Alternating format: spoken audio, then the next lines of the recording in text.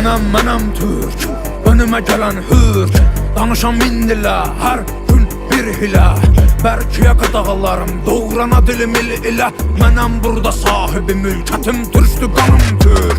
Yer üzündə kul mənəm, düşmanım ağul mən. Nəsimi kamanından buraxdığı o tir, mənəm tir mən. Qırmızı gözlərim çalxalayıb salaram bura toz toz duman mən. Vermərəm aman mən bir bax heybətə, tanınaram qeyrətə.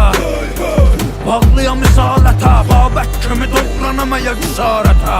Düşəm əgər isarətə, mübarizəm tək başımı yığınıza qəniməm. Əlimlə verəm vətənə paytəni, mən öncədən bir çoxunu bəliyərəm. Boyanam qana türkümü məliyərəm, ayaq olcu qurtlar rəqs eləyir, yer gəlir gənc eləyir. Əlim tüfəngimə, kim gəlir cəngimə, Poladaşım ol gənginə, gölgəmə hürkür, özüm qorxuya bürkür. Mənim elimdir türküm şükür, şükür bükür bükür. Yırtıcı ələmin vaxtıdır, artır qədəmin. Mədəminə səbəb olacam ey mənə deyən bax. Mənim mehmekçiklərim hər biri xan.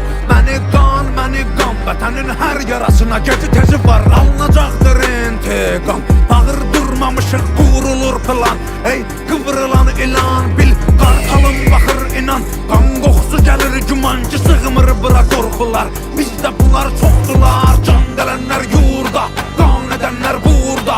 Qüdrət artır nurdan, hörmət vardır qurda. Quzeydə çaxan günəş, güneydə parlar.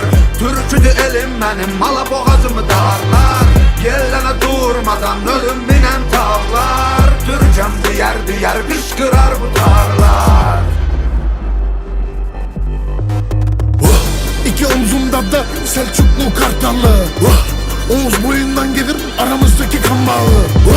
Yapayalnız yürüyüp de esir alırız dağı. Bu Kürşat'la Kırkatlısının da yepyeni çağı. Ayranla kımız, ikisi de aynı gen. Gökbirer kızıl çıkar, aynı sen aynı ben. Orta Asya'dan dünyaya çekik göz karaten. Karadan da yürür gemi, dedem bizde dümen.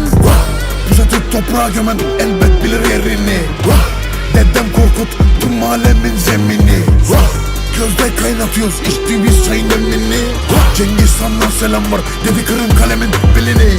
Şimdi buradan kalk, evren koca bir park. Kader son durak, ortada sofra kurak. Muhtaç olduğun kudret damarlarında asil kan ruh. Biz yeni tufanız, adımızda ruh.